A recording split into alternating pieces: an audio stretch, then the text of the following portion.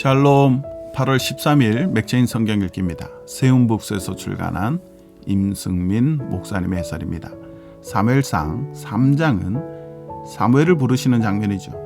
당시에는 여호와의 이상이 희귀했죠. 하나님께서 말씀하지 않으셨습니다. 하나님께서 말씀하지 않는 시대는 생명이 없는 시대죠. 하나님께서 개입하지 않는 시대는 은혜가 없는 시대입니다. 그러나 이제 하나님께서 말씀하시고 개입하시죠. 사무엘을 부르십니다.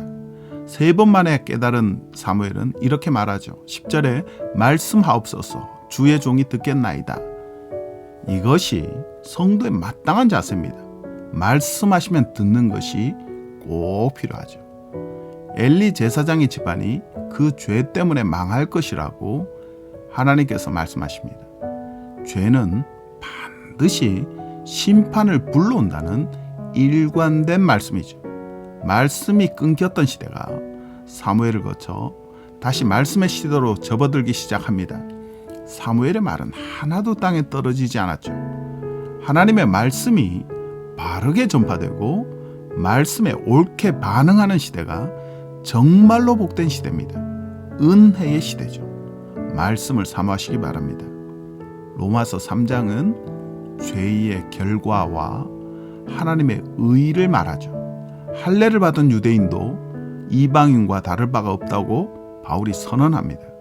유대인이나 헬라인이나 모두 죄 아래 있을 뿐이죠. 의인은 없습니다. 하나님을 찾는 사람도 없죠. 율법을 안다고 자랑할 필요도 없습니다. 율법을 지키는 것으로 의롭다고 인정받을 사람은 없기 때문이죠. 율법은 죄를 깨닫게 할 뿐입니다.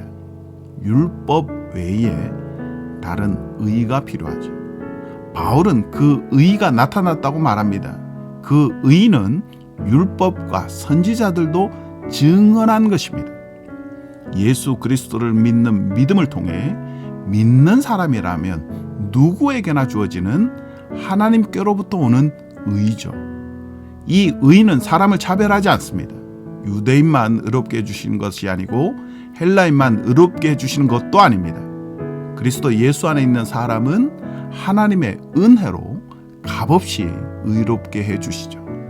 예수님께서 화목제물이 되셨기에 예수님을 믿으면 하나님께서 그들의 지은 죄를 심판하지 않으시기 때문입니다.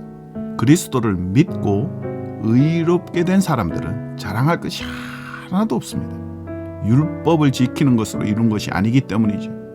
이 얼마나 놀랍고 기쁜 소식입니까? 시편 17편은 하나님의 응답을 간절히 바라는 다윗의 기도입니다.